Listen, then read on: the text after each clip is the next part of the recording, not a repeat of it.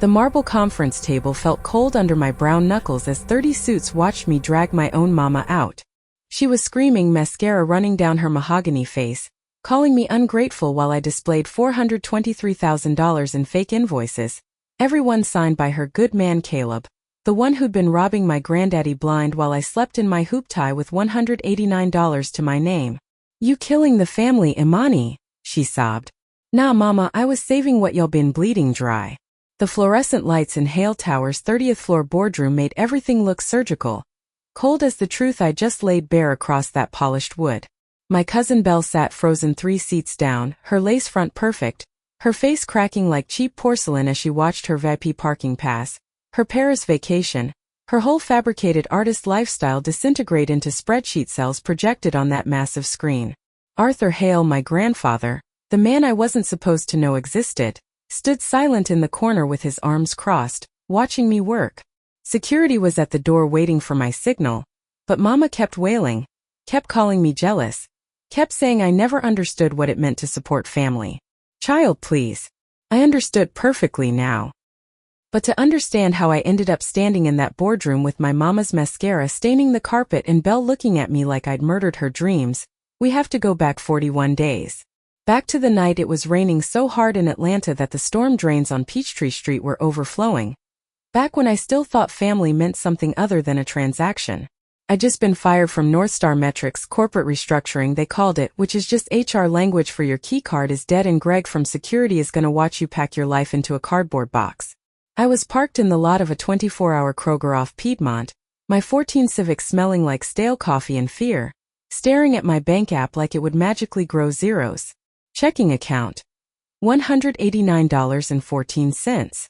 That was it, the sum total of my stability. My apartment had an orange eviction notice plastered over the keyhole because I'd sent my last paycheck to Mama. She said Belle needed it urgently for some dance workshop emergency. Belle, the family star, the deserving one, the high-maintenance investment while I was just the infrastructure, the sensible cousin who always understood. I'd been understanding for 31 years, and it had gotten me a car with a rattling muffler and a termination letter. That's when the tap came, sharp and metallic against my window. I jumped so hard I cracked my head on the steering wheel, saw stars for a second before I looked up and saw him. An old black man in a raincoat that probably cost more than my car, standing perfectly straight in the downpour like the storm couldn't touch him. I cracked the window an inch, cold spray hitting my cheek, and he asked me one question. "Do you own this car?" I nodded, confused, scared, and he said, "Good, because the next thing you finna own is the truth." He slid a business card under my windshield wiper, Arthur Hale, Hale Forge Group, and walked away to a Bentley that materialized out of the rain like something from a dream. I sat there holding that card, my hand shaking, because Arthur Hale was the name Mama spat like poison my whole life. The grandfather who supposedly disowned my daddy and left us with nothing. The card had an address in Buckhead and a time written on the back in sharp black ink. 7:42 a.m. Not 7:30, not 8, 7:42. I spent that night in a gym parking lot, used $3 for a shower pass, put on my last clean interview outfit, and showed up at Hale House at exactly 7:41. The lobby was all black marble and recessed lighting, designed to make you feel small, and it worked. The security guard looked at the card, looked at me with my worn-out shoes squeaking on that perfect floor, and sent me up to the top without a word. Arthur was standing by floor-to-ceiling windows overlooking Atlanta, the city I couldn't afford to live in anymore, and he didn't waste time on pleasantries. He told me he'd been watching me for years, watched me get scholarships, watched me send 40% of every paycheck into that joint account with Mama, watched me fund Belle's fantasy life while my own collapsed. Then he slid a manila envelope across his desk, old photographs, bank statements, a web of shell companies I'd never heard of. Rowan Advisory, IDG. Solutions, Euro Travel Services. Every withdrawal from that joint account I'd been feeding for 5 years had a pattern, a signature, and it all traced back to one man, Caleb Rowan, Mama's good friend, the family advisor who'd been at every Sunday dinner for 15 years, always complimenting Belle, always helping Mama with her paperwork. Arthur's voice was flat as he explained it.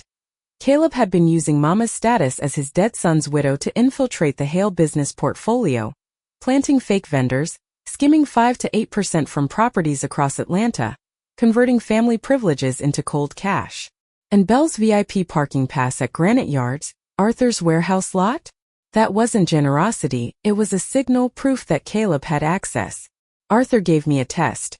Fix that bleeding parking lot in 75 hours with no money, no help, just a broken laptop and a key card. If I failed, we'd never met. If I succeeded, I'd earn the right to audit the rest of his empire and find every leak Caleb had planted.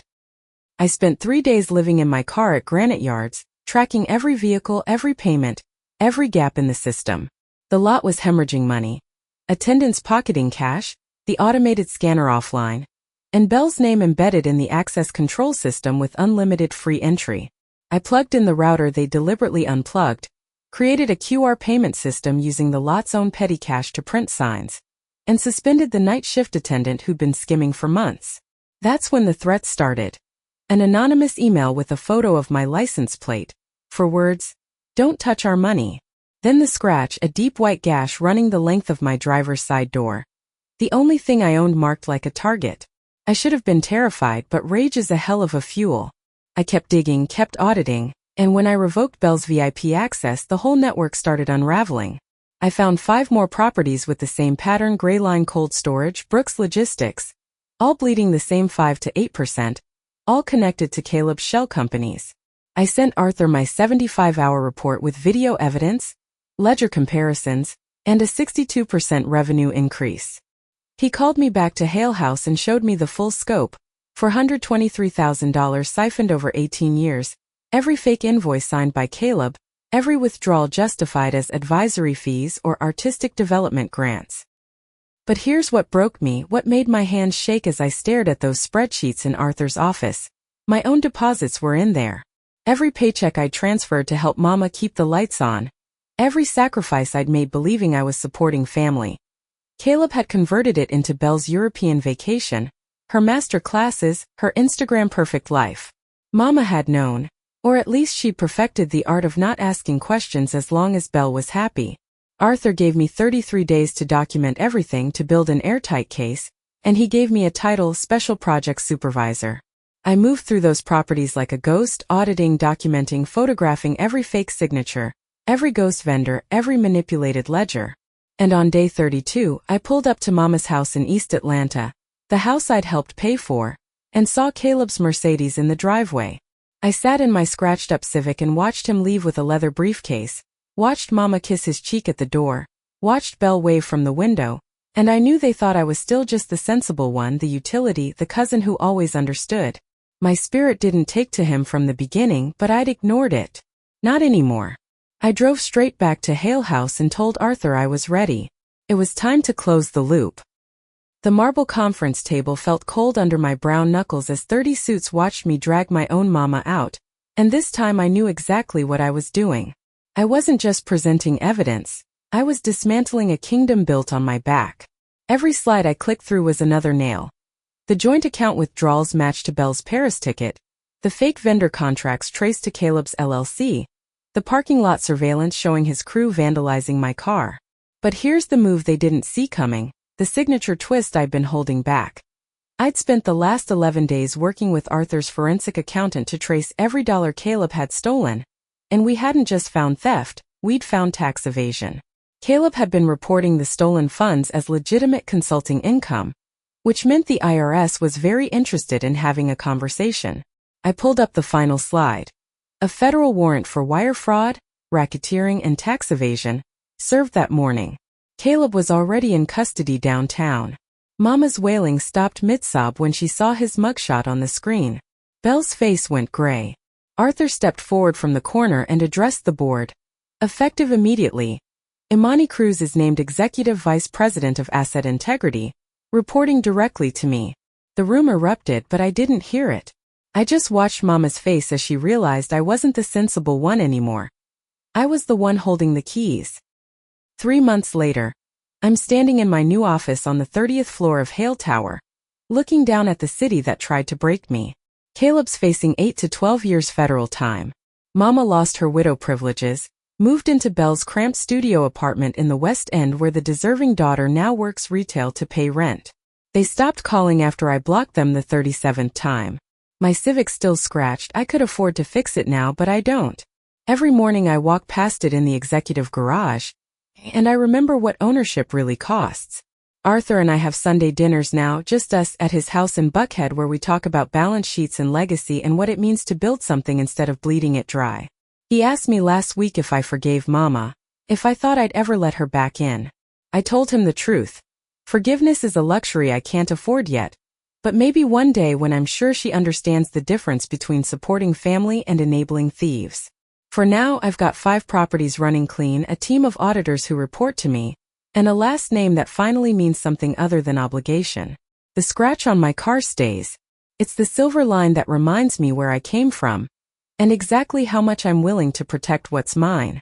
If this story touched you in any way, if it made you think twice or feel something deep, make sure you hit that subscribe button right now and drop a comment telling me where you're watching from. Let me know you out there.